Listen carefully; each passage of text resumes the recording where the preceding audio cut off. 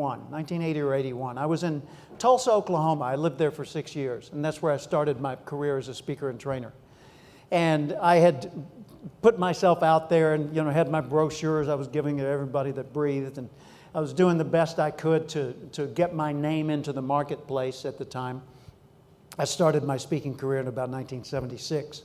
And so here we were a few years into it, and I'm sitting at my desk in Tulsa, Oklahoma, and I get a call. I think it was like 8 o'clock in the morning.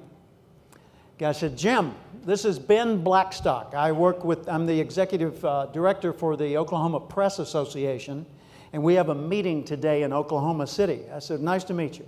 He said, "We need you as our speaker." I said, "Yeah, right. You're 140 miles away or whatever it is, and you need a speaker today. I assume it's a luncheon." He said, "Yes, as a matter of fact, it is." Aha. I said, "Your speaker canceled, didn't he?" He said, "Well, yeah." I said, "Okay, so last minute fill-in, you need me. Tell me about the meeting." And he told me. And I said, "What topic area do you need covered?" He said, "I'd like you to talk about leadership and interpersonal relations." And I said, "Okay, I'm your guy. I will be there."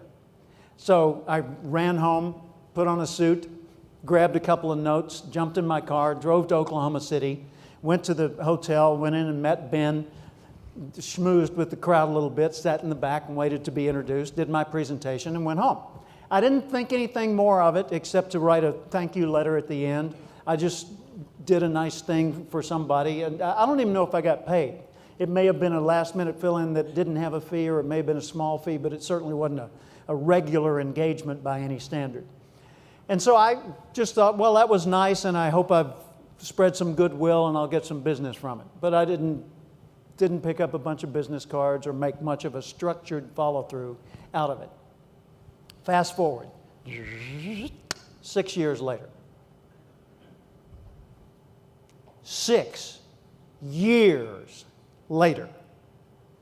I've moved to California. I've got a new business there with a business partner, former college professor, Tony Alessandra, Dr. Tony Alessandra, who's my co-author and best friend, and we've done lots of work together. At that time, we were full-fledged business partners.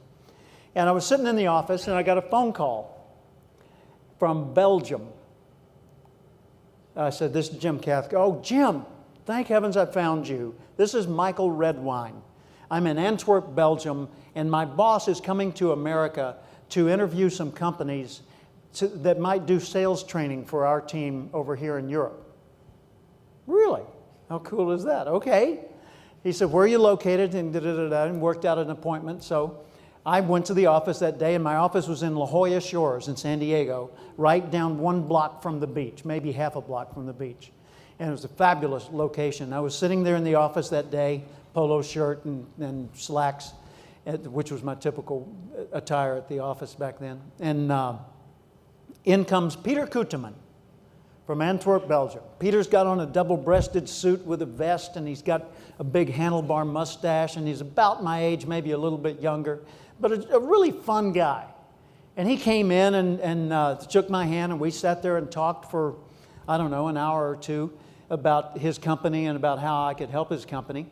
And then he said, "Could you recommend a place for dinner?" And I made a recommendation of a couple of restaurants and shook his hand and said, "Have a nice day." Now, I could have been a whole lot more proactive. I didn't think about it at the time, but I could have arranged for a pickup at the airport. I could have helped with his lodging. I could have joined him at dinner. I could have put a lot more thinking into that, but I didn't. So Peter goes back to Europe. I get a call from Michael.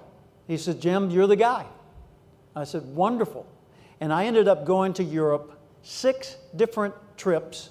I spoke in Antwerp, I spoke in Brussels, Monte Carlo, that wasn't a bad gig, Aberdeen, Scotland, all over the place for Peter's company. And then years later, he brought me back again to Monte Carlo. And I still get Christmas cards with him. I'm still in touch with him today. Now, I'm going to weave all this together in a minute. It'll make sense. I was sitting in Peter's office, and I said, "Peter, why did you choose me?" He said, "Well, I had my associate, Michael Redwine, set up a series of appointments for me. And so I flew into New York, and I went to see some people there, and then I went to Washington, D.C., and then I went to Chicago, and then I came to California, and I saw you.